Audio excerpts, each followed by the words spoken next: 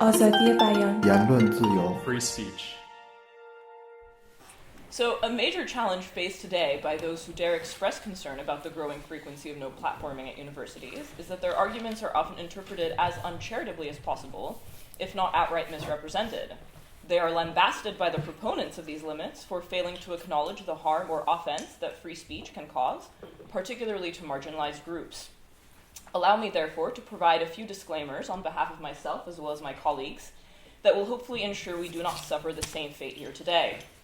First of all, we are not advocating an absolutist approach to free speech. This is clearly an untenable position, as the rightful bans on child pornography, perjury, extortion, and so on clearly illustrate. We acknowledge that speech can cause harm, and that in some cases no platforming can indeed be a means of mitigating such harm. Rather, the questions that we ask here today are, what is the nature of this harm, and how should we respond to it whilst simultaneously striving to uphold free speech?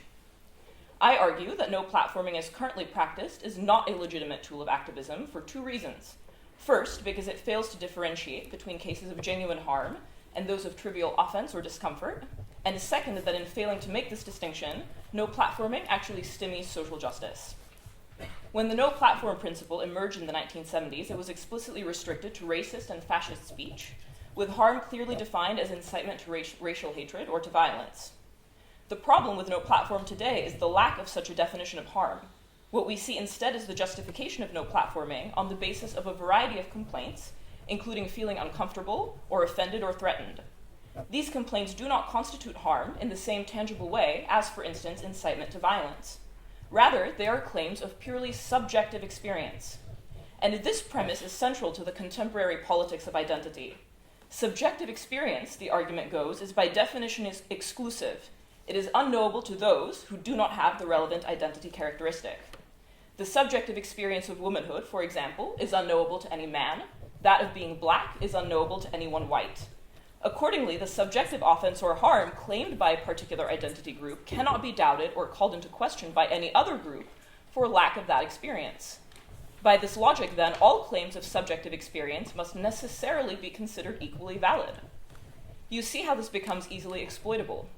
If no platforming can be justified exclusively on the basis of a given group's subjective experience, we have no means of ensuring that petty cases that are based on minor discomfort or even mere disagreement with some speech, yet are cloaked in the language of offense or harm, are not allowed to pass. This is problematic because we have no way of adjudicating between requests for no platform, since we lack an objective measure for determining which ought to be upheld and which ought not. Eugene Volokh, a law professor, calls this problem censorship envy, an initial request by a given identity group to censor some speech on the basis of claimed harm prompts analogous requests from other identity groups. This leads to a very slippery slope.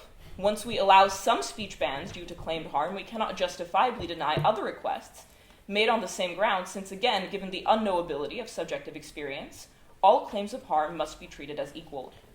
Inevitably, at some point, these claims will come into conflict. And we are already seeing this, for example, with the controversy surrounding Julie Bindel. Bindel is a trans-exclusionary feminist and has been no platformed by the NUS on grounds of transphobia. But how can this decision be reconciled with the equally valid claims of trans-exclusionary feminists that womanhood is contingent upon being biologically female? These feminists can likewise legitimately request to no platform trans-inclusive viewpoints. This leaves us at a stalemate. We have no means of arbitrating between requests for censorship when these requests are made exclusively on the basis of subjective experience informed by discrete identity characteristics.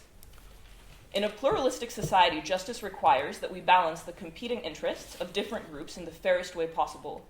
To this end, we have to expect that our positions can be made comprehensible to others, and that we can persuade them that our interests should be collectively acted upon. To the extent that no platforming forcibly subordinates the interests of society to one group's subjective interest, without providing a means for determining whether that subordination is in fact just, no platforming is fundamentally divorced from social justice. That is why it is an illegitimate tool of activism. Thank you.